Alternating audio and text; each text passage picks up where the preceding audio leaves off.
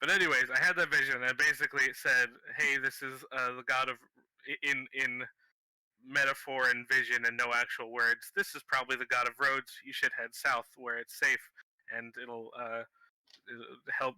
If you head to the fleet, you will die. So come this way instead."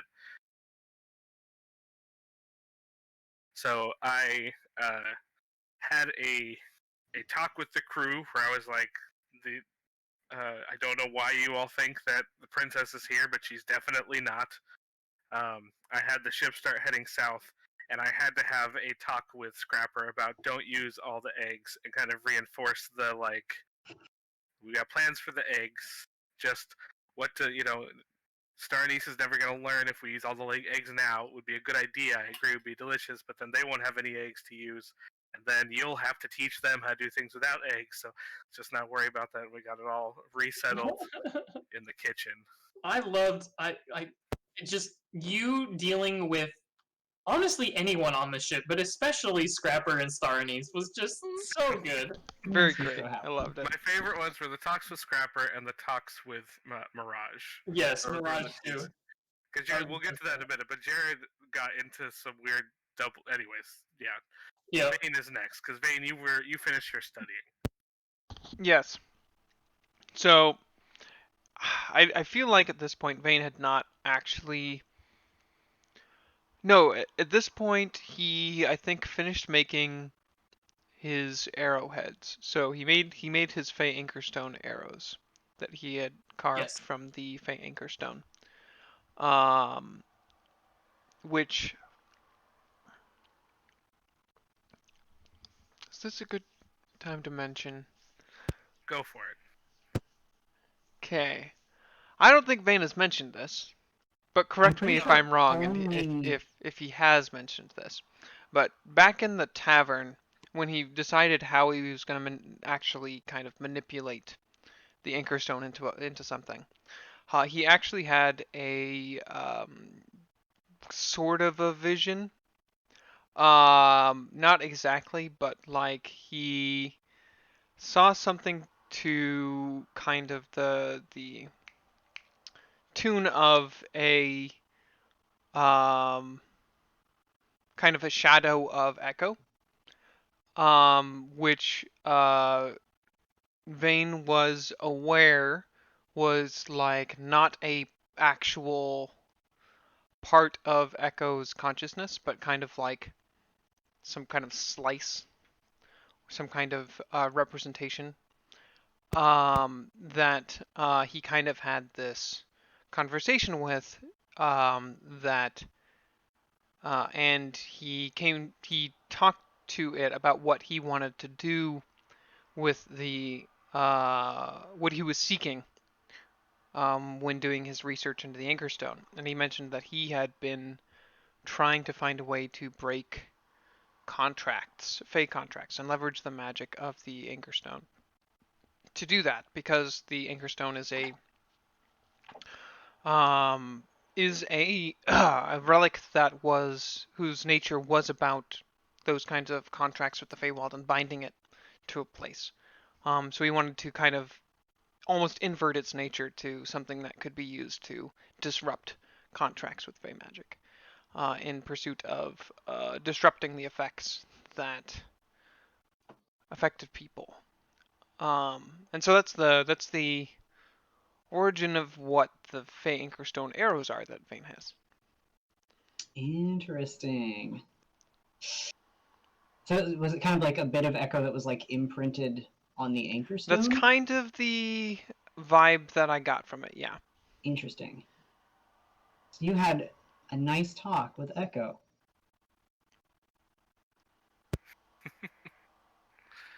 Was it a nice talk? It was a fine talk with an echo of Echo. I also, this is what I thought you were going to say, and this is more of a now check. Am I correct in thinking that Vane has not told anybody aside from Orryn about the potential impact of the Fey arrowheads? That might be true. I think he might have mentioned it to Dailu. in one of the chats, but maybe not. He might have just alluded to that he had some plans on how to deal with if things went bad for his brother. Yeah. But I feel like he might have also taken out one of those arrows and shown it when talking about that. Alright, I'll have to check the tape on that one. Yeah, definitely. But I don't think he's not something he's really talked about, like, broadly, because we're so far detached from actually doing anything there right now. Well, I feel like it stood out because Vane doesn't, like, generally hide things. Yes. So that was one that I had noted, like, Vane has not shared this one with the class to a wide degree. Yep, it's true. Interesting. All right. Wow, So, 10. yeah, I looked at this and I was like, this has to be a mistake, but maybe, jeez. I think we did like reset it or change it at some point because we found out it wasn't supposed to start at 10 because we had gone up to 11. Right. Right. Yeah, like we had started assuming it was a scale of like 0 to 20, and with 10 being like the middle. Yeah. And then Jared And, realized that yeah. a base of +10 to attack is kind of It's insane. silly. That's yeah. So I think it was supposed to start at 0. So yeah, that means 0. Yeah. Yeah. But for a while we just had dope crew morale. So yeah, it was. And then so we told them Vane there wasn't any princesses on board. Yeah, we told them Marento's not here. Stop pretending Marento's here. And their quality went to 0, and we got a new scale for how it works. Yeah. So yeah, Vane finishing his reading or studying of the Anchor Stone can leave the brig. And then Mirage finds multiple islands, so 5 islands that might fit Orryn's description of the island. And Devin, do you want to talk about Mirage a bit now? Yeah, Mirage is one of my favorite NPCs, and Right? I hope. Yeah. Anyway, so no yeah. spoilers. Mirage deserves no spoilers. But the way Jared plays Mirage was very kind of like, I would say something like, "Hey, do you know of any islands that like fit this description?" And Mirage would think and be like, "Yes, I can think of some," and then like stop the conversation. Can you find me those islands on a map? With enough time, I probably could. End of end of sentence, like stop and wait for the next thing. So it had to be me, like, Mirage, I would like you to get out the maps and please go and look for any islands that might fit this description. And so every time I would talk with Mirage, it was like fucking computer programming, where I'd sit and just be like, okay, here's exactly what I need you to do and what I need you not to do. And like the first round they came back with, I was like, this.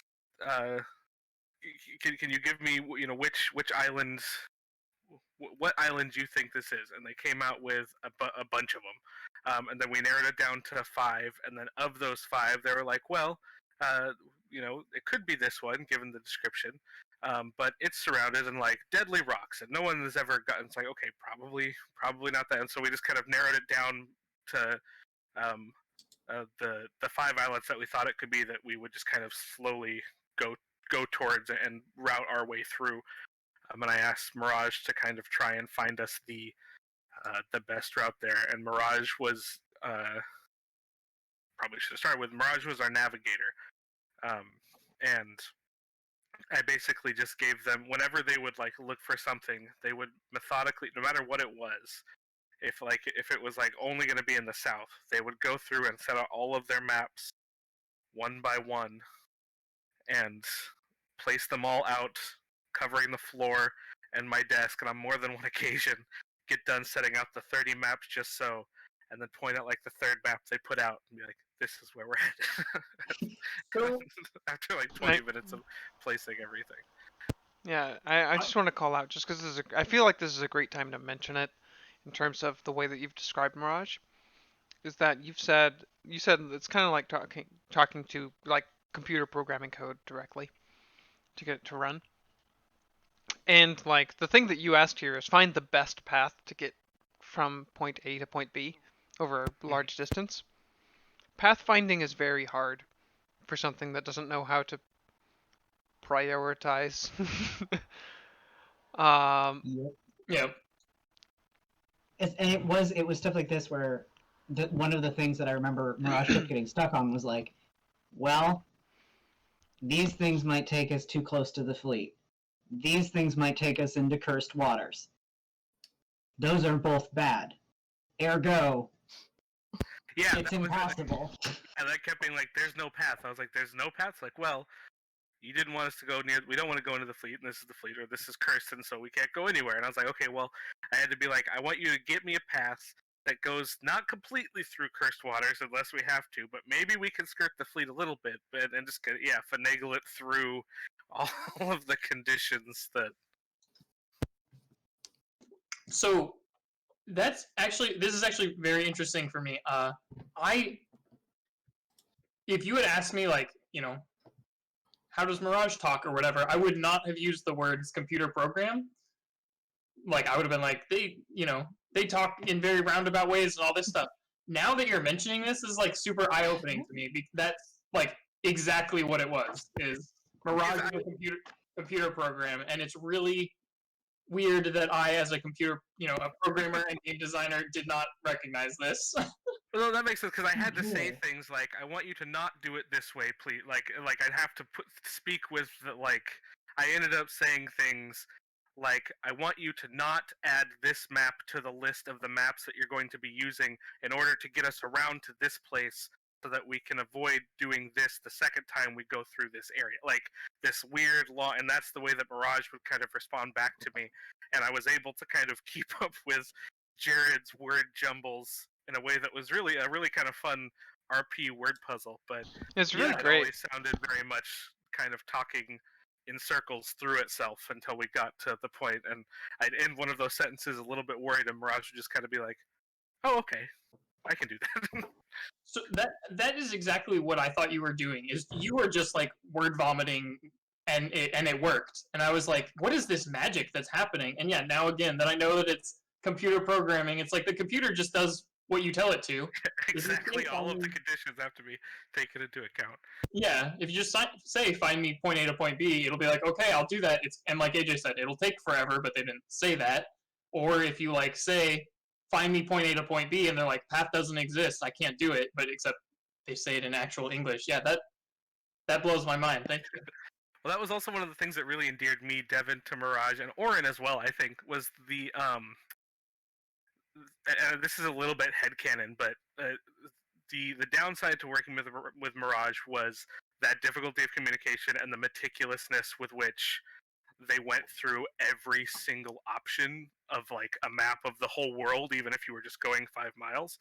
Yeah. But at the end of that, they were also like, if you could get through that communication, they were the best navigator in the world, and they I was 100% positive that if they had looked at everything and this is the option they gave us, this is the best way to get to where we're going.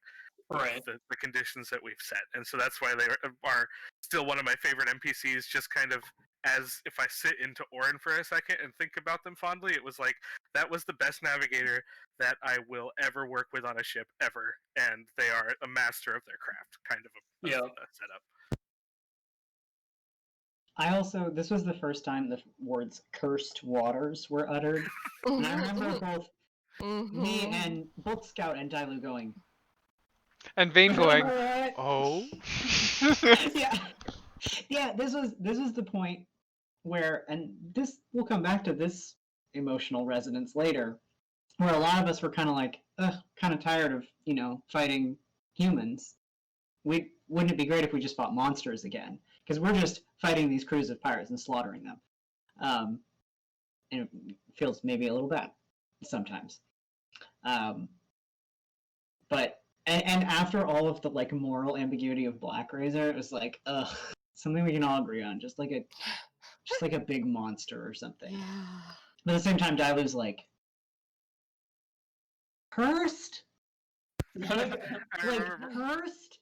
I remember Mirage, I was like, cursed waters? Yes, cursed.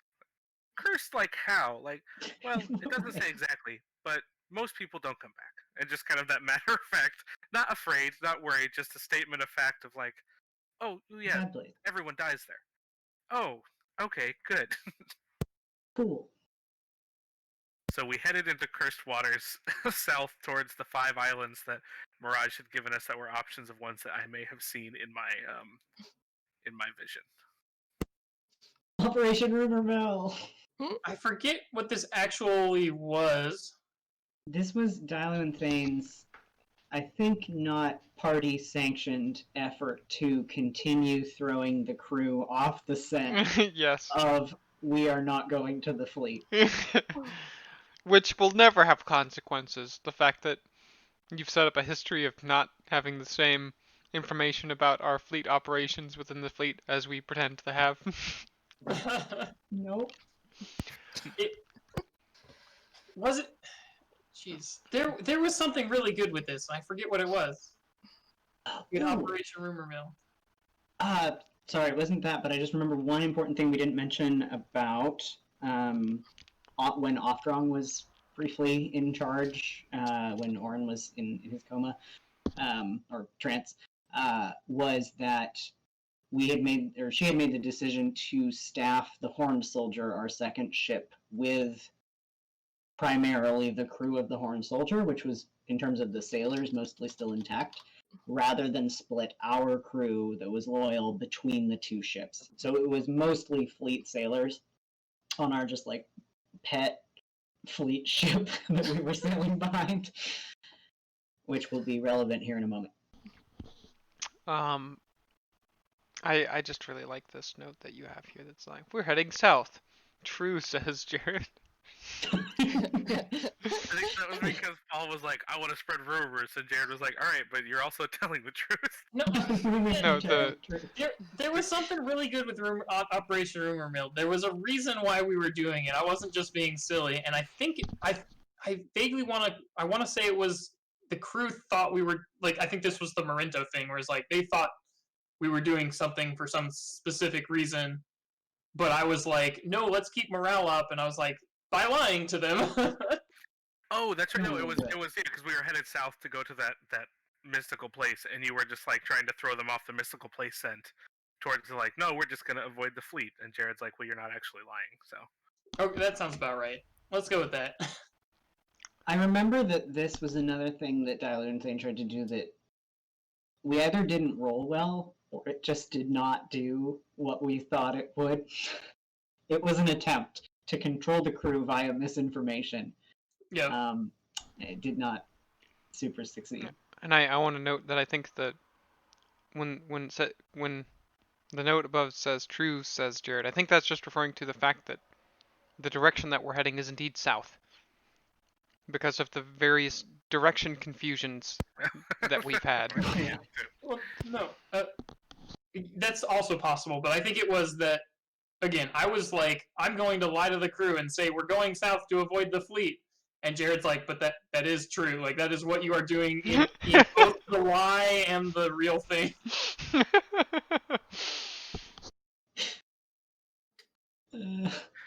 Anyway. Even when Thane tells the truth, he thinks he's lying. Yeah. As we head that direction, a fleet ship appears as we get to the edge of the waters that they control. The other ship goes off and starts to join them. Oftrong says that we should just leave, and I say, yeah, let's just make a break for it and try and get out of their way. And then the ship that's just enemy soldiers, surprise, surprise, veers off to try and start joining them. So I cast a fireball at their ship, which immediately bursts into flames, and they all have to abandon ship so that there's only one ship following us. And then we, using our dark vision, because they kept tracking us. So when it got dark, we doused all of our lights and kind of went to zigzag, knowing that they couldn't actually like track us because we're on the water. So trying to just kind of confuse our position enough that they wouldn't really know in the morning if we had gained enough ground, they wouldn't know where we had gone. And then this is where, so we're now in Cursed Waters, and this is where I'm now convinced that this was actually an omen for Wave and not the stone, because it says the stars in the sky make a 5-pointed crown, and then disappear. And then it's the same omen as the last omen, and it said an object of power is returning home. And so this is where we connected that. I've got a vision of King of Roads stuff. Wave is King of Roads object, and we're going towards that. And this is kind of re-emphasizing that an object is returning to its home. So that's where we thought we were going. It reinforced, like, cool, this is a mission from God, not a bad omen.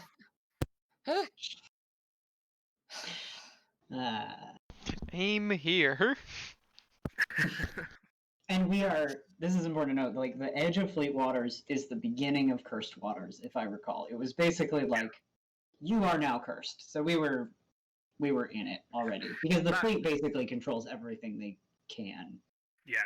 Point of that, not mechanically D&D cursed, but it's like, the reason they don't own this territory is because, the same reason that nobody lives in the middle of, like, a nuclear wasteland. Like, we don't go there. Why would you go there? We're gonna sink. Yeah. Like, nature can keep that place. If people flee down there, they're gonna die anyway, so we don't need to chase them.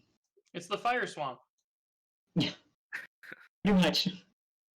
So we lost the ship, the fleet ship that we had seen, by zigging and zagging through the night. I saw a note on that. Vinaya kept studying her book and noted that there's a note here that says it's in Ignan.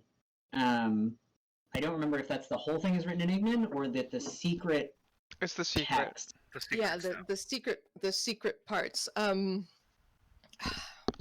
Says Vinaya takes a step toward figuring out the cipher at this point, and one more night. I'm looking at my notes to see if I have anything. I have a lot written down about the book. So right, the ritual needed to be translated from the language that the book is in into Ignan.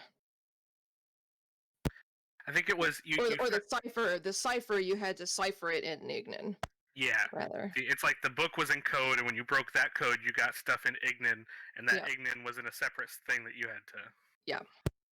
Yes. And I remember it being like maybe it was close enough to a language you spoke that you were able to kind of like, but it was like a dialect difference. Right. All of the so the 4 primordial languages, Ignan, Aquan, Orryn, and Orryn. What's the 4th one? Is it? It's got to be Terran, right? Yeah. Sure. I don't know. But yeah, they're all dialects of each other. So there is mutual intelligibility, sort of to the extent that I could understand the thing that is written in Ignan, but not necessarily write it correctly were I composing in Ignan myself. So, yeah. Like 12 notes, and this next day, we pass a small coral reef island. Several lizard's heads the size of a man pop out and then disappear from the coral. Probably a hydra. Next line. We get attacked by a hydra. Two hydras. And I remember thinking at this point, well, we're screwed. This is it. This is how we die, right here. We're so screwed. This is where Jaren learned what we could do on the water and adjust accordingly. Yep. Oh my gosh. Yeah, we have a note about what Vane can do with his Feywild nonsense when we are on a boat that is moving. This was we've mentioned before Vane has something that he refers to as Daydream's Grasp, which is if he shoots something with an arrow, he can try to flick it out of existence for 6 seconds. 1 round. When I asked Jared if I could do it to the Hydra, that was basically, there were 2 Hydras, right? Yeah. Yes. Yeah, there were 2 Hydras that were basically swimming up onto the ship. And I asked Jared, hey, I want to do this to this Hydra. I want to do it so it's not a problem for one round, but it does raise questions about how this interacts with the moving ship. He was like, yeah, I think it just stays where it was when it comes back. And I was like, really? Are you This- sure? Precedent that was set for how combat was going to work on the ocean. Yeah, and Jared was like, I know what I'm signing up for. This is fine. Yeah. And he did. He definitely knew. But it's definitely a lot. But yes, got rid of one of the hydras relatively quickly. Because it was blinked out. And by the And then time it blinked back reappeared, in, yeah. our ship was moving fast enough that it had gotten far enough away. It was moving quick enough that it couldn't chase us down any longer, and so we were able to just leave them behind, basically, and not have to deal with them. Yep. Yeah, because they were popped out of existence. We moved, and then they popped back, and then they fell in the water. Yep. And I remember that the Hydra started to disengage, and Vane used Court's Hound, which is the seeking arrow, to just take a parting shot at it while we left. And one more for good measure. You can use that. Is it any time in the next? I can Oh, use it and- on anything that I've seen within the last minute. Okay, but it still has a range, right? The bow's range, which is 600 feet. Okay. So unless it's Orryn and has managed to teleport 1,000 feet away, Yeah. he can probably hit it. Yep. Feast day. Oh, I remember this. This was like we were throwing a party to make the crew feel better about the fact that Orryn kept reiterating that Marinto is not there, and that we were sailing directly into cursed waters, and neither towards the fleet nor our original destination at this point. I think yeah. he addresses the God of Roads thing. Is I made a point to I gave another speech that talked about how everyone here is part of the crew. This isn't just like a weird God of Roads ship. You're from different faiths or not or whatever. And just kind of tried to get everybody back on the page of hey, we're a crew. It doesn't matter who you are or what you're doing. Also, good job fighting the Hydra and the fleet. And aren't we awesome? We're kicking ass and managed to get our crew quality back up one. Which I think mainly had to do with a day of just partying, but yeah. Also, because it's a tie-in, at some point before this, we never looked into this. I don't think. So we arrived at the first of the 5 islands, but very quickly I realized it wasn't the one from my vision. There was another ship on the opposite side of the island that was flying fleet colors, Yeah. and we just left it there. We were like, either that's a trap or the fleet. Either way, we're just gonna Yep. go. I remember, importantly, at this time we were still flying fleet colors. We reached some more islands, and we noticed a shadow under our boat. And it isn't moving the way that we would think the shadow under our boat should be moving, like from the sun. Devin, I don't think Devin can hear And us. our back left is slowly starting to sink after a while. So I go down to check, and there's merfolk that have bust. Can you hear us now, Devin? I can't hear anybody. We know, buddy. Okay. Yeah. Can you? Everything froze, and I just saw all of you frozen with your hands up. And then it kicked back in right when you said we know, buddy. Okay. Can you hear Excellent. us now? Welcome back. I can hear you now. My apologies. Sorry, I heard a long pause. I was like, well, nobody's talking. I guess I'll just keep going. So Oh my God, I I totally cut somebody off. I just want to note that for that time when we saw the ship flying fleet colors. Importantly, we were flying fleet colors as well at that time. I remember because I was wondering if they only had fleet colors raised because we did. Mm-hmm. Ooh, that's interesting. Yeah. Because I had remember. one. Go ahead. Oh, sorry. Go ahead. I remember we tried to see what was going on with your ship, and we saw silhouettes, and we were all curious for an hour as we looked at it, and then we gave up and we left. Yeah. We should have had someone jump off, take a look, and then they could have mermaided back. I think we were level 7 ocean babies at this point. I think we were all still very worried about dying at sea. Yeah. Also, really paranoid about cursed waters. Yes. Going back, there was something that Scout was trying to say. That's what I was going to mention. Yeah, sorry. Which was just that at some point prior to the feast day, and we never determined exactly when, Dailu and Orryn had a deep conversation. That's a tie-in story. It's called Dailu and Orryn's Good Talk, I think.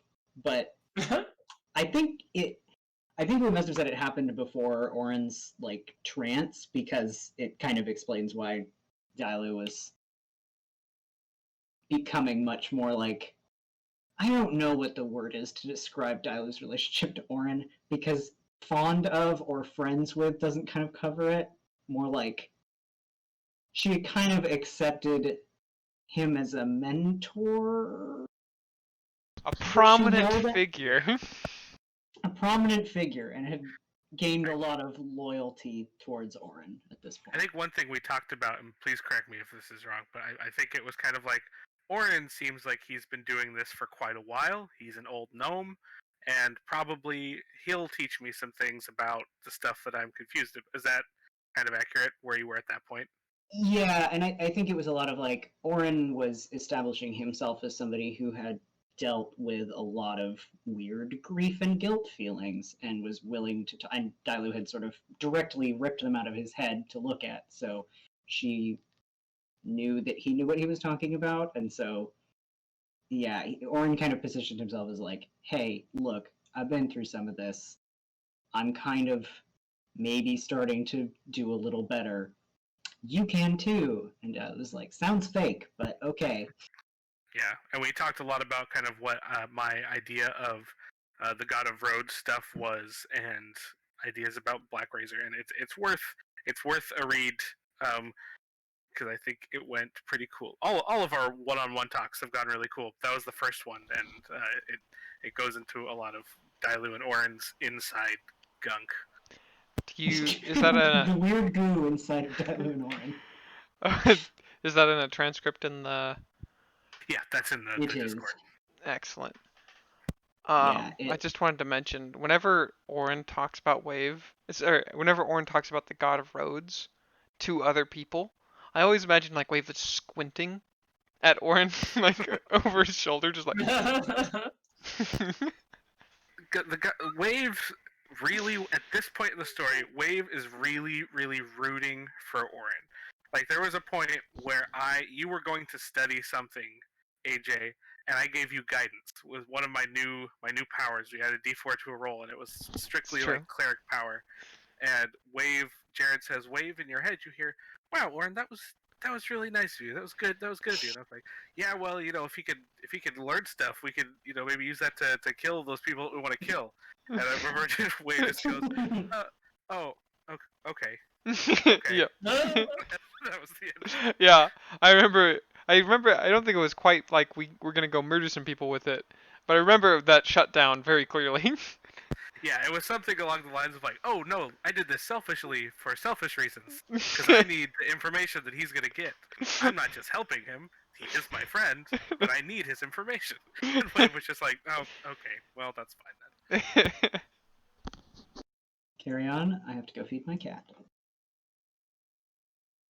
All right. So I forget where we were, but we headed away from the ship and the islands to go look for the right island. Oh yeah.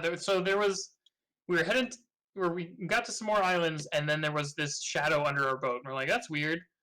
And then our boat started not moving the way that we wanted it to. And then our boat started sinking, and we're like, what the hell's going on? And Orryn had gone under to check on what's going on, and it turns out that merfolk had like burrowed into the bottom of the ship and were like stealing cargo, I think, or something. Yeah, but we definitely need Scout for this, because this whole thing is a big hilarious fight. I remember at least that they had like got a harpoon or a chain attached to our port, and we're kind of pulling it down to keep it in place. Is that something like that? Yeah.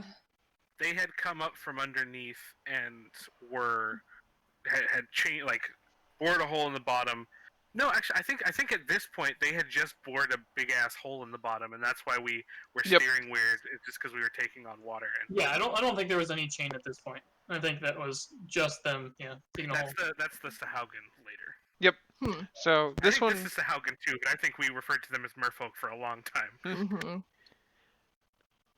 I mean, think the these way that- ones The might. way that Paul has put sinking in quotes makes me think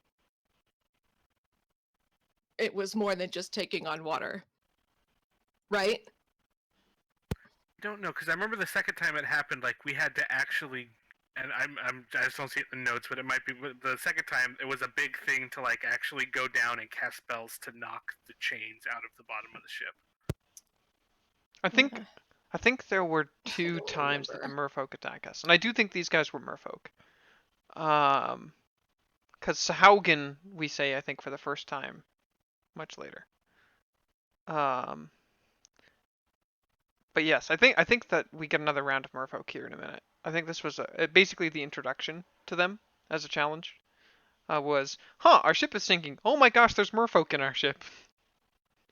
I think that was most of this fight, because it says here that like you basically just kill them by blocking them off with the cube of force, and then block the water, I think, with cube of force, if I remember correctly, from coming in. Yeah. Oh no, the next page is the first session that Thane was unconscious and sick. Yeah.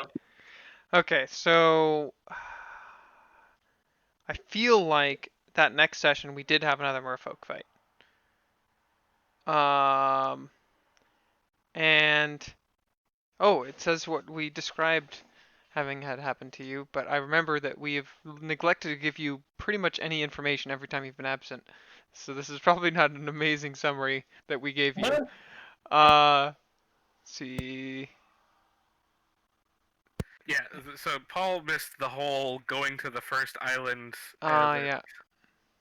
getting the map from the skeleton and all of that stuff. So hilariously, you guys should start talking about that. I'll be right back in 1 minute. Okay. You should talk about what I missed, and I'll miss it again. Okay, so when did I turned into a sheep when we were fighting the things that had hooks to the bottom of the ship? Yes. Correct? Yes. Mhm. I think Was that that- was the second round of merfolk fighting. But I don't remember when the second round of merfolk fighting happened. Was it between the first round and when Thane got back? Seems likely. Yeah, I think what must have happened, because it ends right there with we set a post at the bottom of the ship, and then it skips to Thane being back. So I believe we had this first round where they were just kind of attacking, and then the second round, which was like the next day, Yes. where they came and like attacked us full force and hooked chains to the bottom of the ship. Yep. And grabbed us in place, and it was less trying to sink us and more it became clear that they had enough force somewhere in the depths that they were just going to pull our ship below water. Yep. We ended up fighting them, and I went underwater to try and use like Eldritch Blast and Force stuff to knock the chains off, and at some point while underwater, I'm back. at some point while underwater, I cast a spell and was turned into a sheep.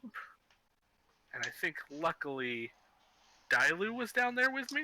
That was via wild mind. Dailu rescued you, yes. Yes, Yeah. I sorry, I don't know what you've already discussed. This was Dylu's worst day. Yes. This is. Oh. Although, Thane- Scott, maybe Thane you is can sick. remember, so we're having a hard time, or there's a division here of I feel like we fought the merfolk once where they busted up through the bottom, and it was just them doing that, and then we fought them a second time where they came up with hooks. Is that right, or did they just come up with hooks the first time? I believe we fought them twice.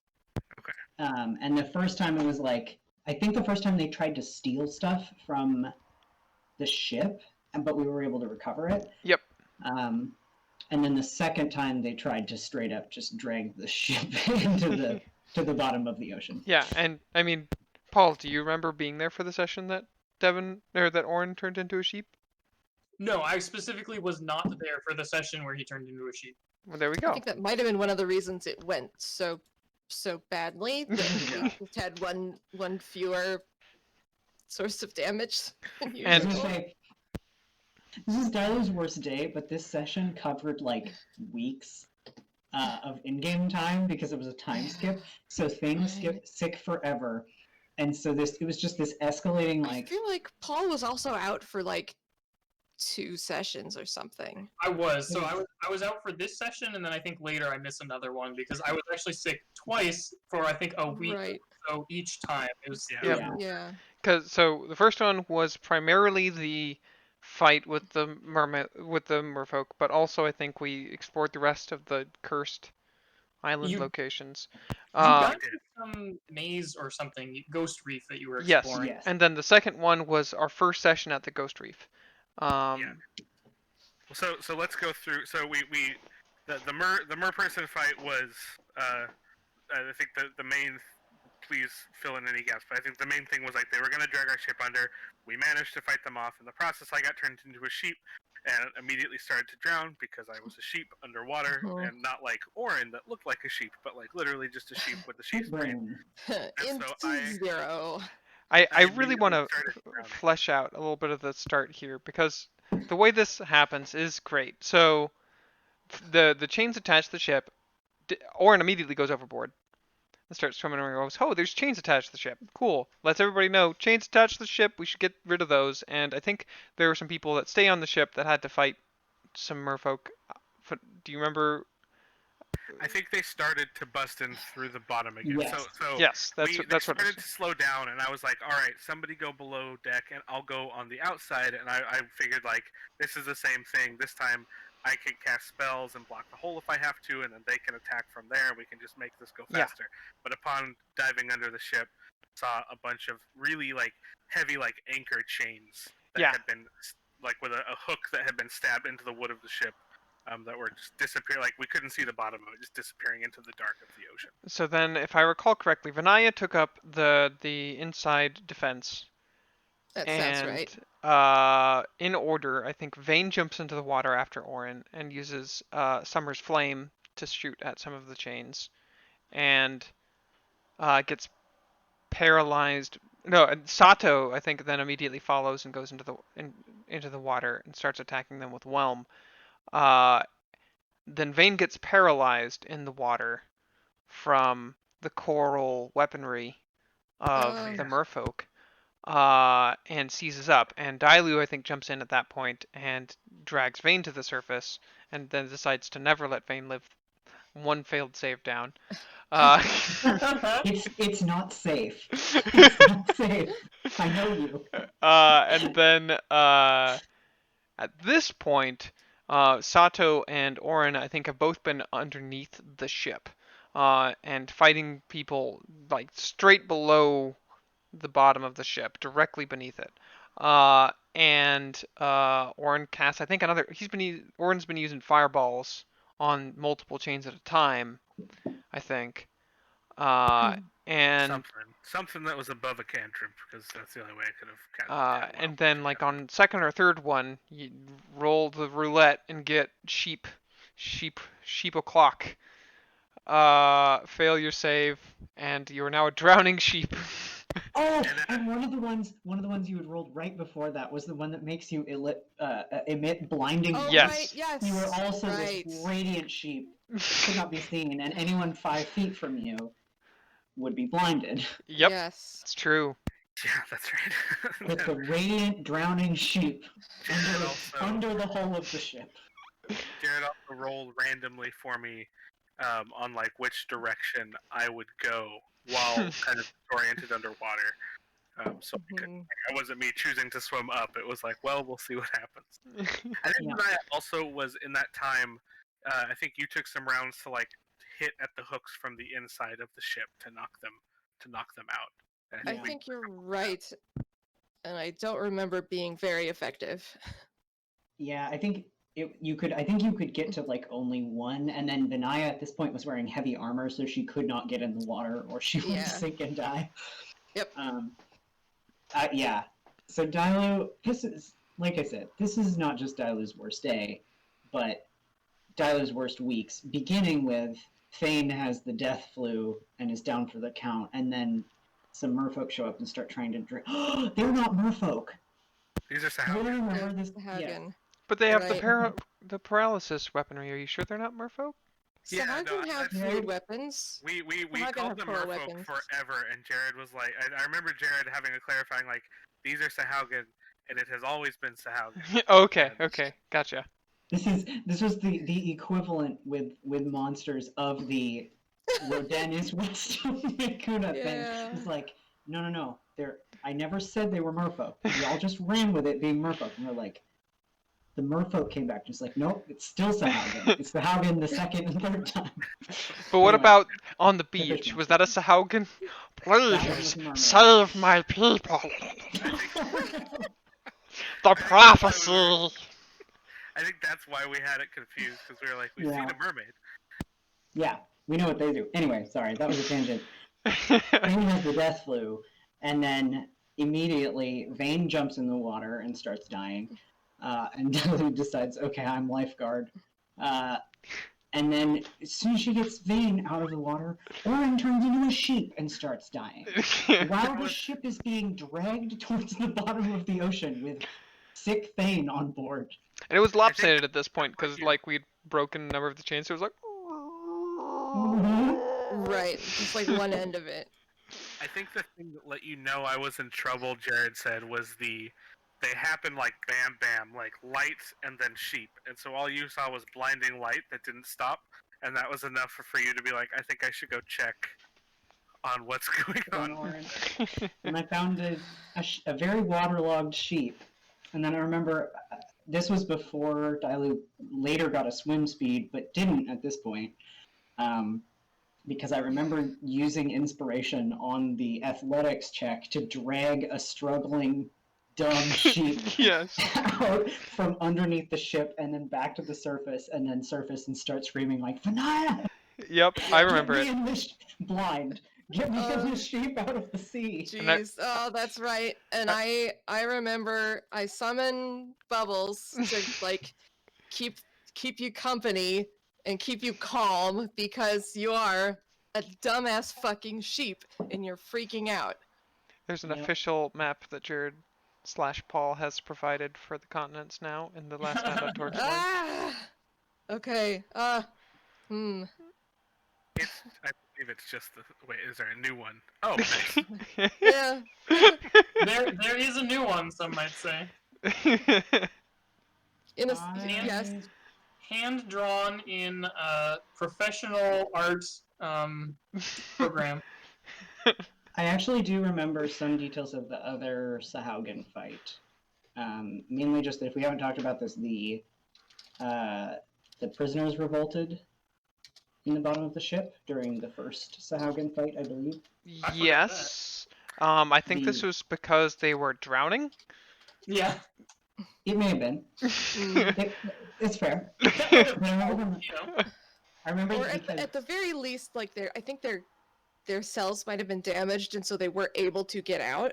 yeah, it wasn't like they'd been plotting it necessarily, but like it was the captain and then 4 members of his crew, and he Yep. was leading them. And I remember this mainly because it was a character and learning moment for Dailu because after all her talk about like, oh, you just kill the bad people and feed him to the sword, she ran down after having like, read all these people's minds and had them on the ship for a while, and they were just like armed with like a piece of wood that had broken off the wall and were like, we're gonna kill you, and she was like, no, I'm gonna kill you. And no, I'm not gonna kill you. What are you doing? Come on, put that down. Like, put that down and start fixing the ship. that's Hammer. sinking. Like, you sailors, you're gonna sail the ship. It's sinking. Fix the ship that you're on. Come on. And between the captain, I think, getting knocked unconscious and beat up, and Dailu refusing to like kill these dudes and just yelling at them at top volume while hammering on the side of the ship, they surrendered and became part of our crew, and it was just the captain sitting there alone. Unconscious. that, I don't know. unconscious. I don't remember what we did to that guy. Maybe we'll find out later. But anyway, sorry, long tangent from this fight, which was very sheep focused. They fought a number of things. Oh, sorry. This is the next session. Yeah, so this is where Thane was gone. So after this fight, we continued on our path down the islands. Does anybody remember if anything happened between that and getting to the island with the map? We probably quietly did something about that captain we don't remember what we did with. Probably. I mean, I think we just put them back in their cells, and Well, then we gave them to Vuero when. Oh, that's right. Oh, Yeah. that might have been it. Yes, that's Yeah. right.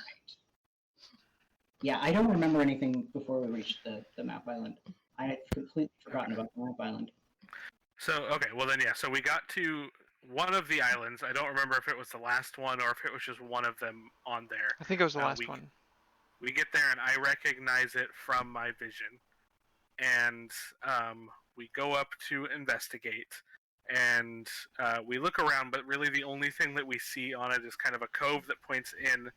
And in its, the some point, like at the farthest inset part of the cove, is a cage or like a prison cell or cage like built into the rock, and within it is a skeleton that has around its neck a necklace. A gnomish skeleton. A gnomish skeleton that has around its neck a necklace. On one side is like a symbol of the gods that has been like scratched out. Is that correct? Yep, specifically the same crown symbol that we saw that brought us here. Yeah, and in a way that Jared said, you recognize as like in the Torchline, like this is a blasphemous symbol. Sorry, can you just describe that again? So it's a gnomish skeleton, and around its neck is a medallion, and on one side is the crown symbol of the not of the Torchline, but the religious crown symbol of the five God Kings, right? God Kings. And it has been defaced in a way that this is like that is blasphemous to see. Like you wouldn't. What see was this. a specific way? Would just. It was like I think it was like kind of something out? like it was like it was carved through or something that was Okay. like to us it was like, oh, someone scratched it, but Jared was like, this is the way that it's been done. I think it was a little bit abstract, but like this is it's blasphemy. And on the other side, we see carved into it a series of lines that have gnomish symbols connecting them, and I actually have an image of that. Right. That I will share in the Discord here in a second because I'm. That was a piece of paper. Yeah.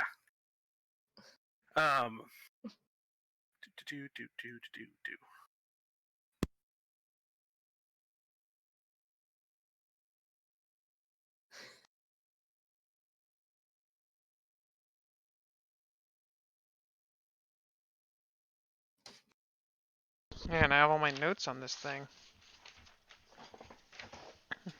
My mad ramblings. Me too, my... Last Night on Torchline. Alright, so in Last Night on Torchline is the image that we see carved into the back of it. Right. Okay, yes. I will hop over there to get this in the recording real quick. So and each of those symbols are gnomish symbols and alphabet, except for the numbers. I believe those are, if I remember correctly, it's still gnomish, but it's numbers. Like it is actually 11, 22, 44, 55, 33. Right. And these symbols would be the gnomish equivalent of @ and $sign. Yep.